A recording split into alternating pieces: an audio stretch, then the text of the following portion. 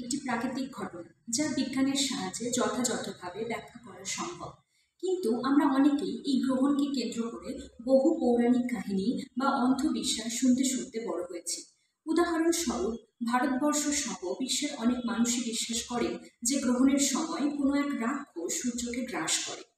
আসুন, এখন গ্রহণকে ঘিরে এরকমই কিছু জনপ্রিয় ভারতীয় পুরা কথা আমরা আমাদের বৈজ্ঞানিক সত্তা দ্বারা পুনর্বিবেচনা করে বাদ দিতে শিখি। প্রথমত, সূর্যগ্রহণের সময় আমরা কি রান্না করতে বা খেতে পারি? অবশ্যই। এই ব্যাপারে সচেতনতা বৃদ্ধির জন্য আমরা একটি হ্যাশট্যাগের সূচনা করেছি, যেটি হ্যাশট্যাগ ইক্লিপস ইটিং নামে পরিচিত। আমরা অনুরোধ জানাই গ্রহণের সময় খাবার সেলফি তুলে সোশ্যাল মিডিয়াতে তা পোস্ট করার জন্য।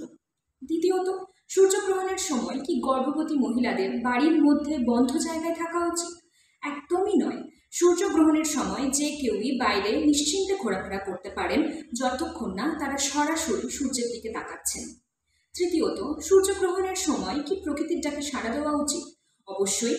আবার সূর্যের আলো ফোটার অপেক্ষা করে নিজের ব্লাডার বার্স্ট না করানোটাই এক্ষেত্রে সঠিক সিদ্ধান্ত হবে।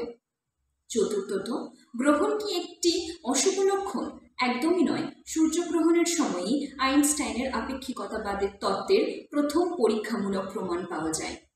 পঞ্চমত, আমাদের সংস্কৃতি কি গ্রহণের মূল তত্ত্ব সম্পর্কে অবগত ছিল? অবশ্যই। আর্যভট্টের মতন প্রাচীন জ্যোতির্বিজ্ঞানীগণ গ্রহণকে একটি প্রাকৃতিক ঘটনা বলে বর্ণনা করেছেন। এমনকি সেই সময়ও তারা গ্রহণের সময় বা অবস্থান সঠিকভাবে নির্ণয় করতে সক্ষম হয়েছিলেন।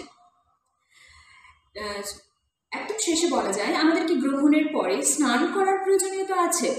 একদমই নয়। গ্রহণের পর স্নান করা নিষ্প্রয়োজন, যদি না আপনি অনেকদিন স্নান না করেন।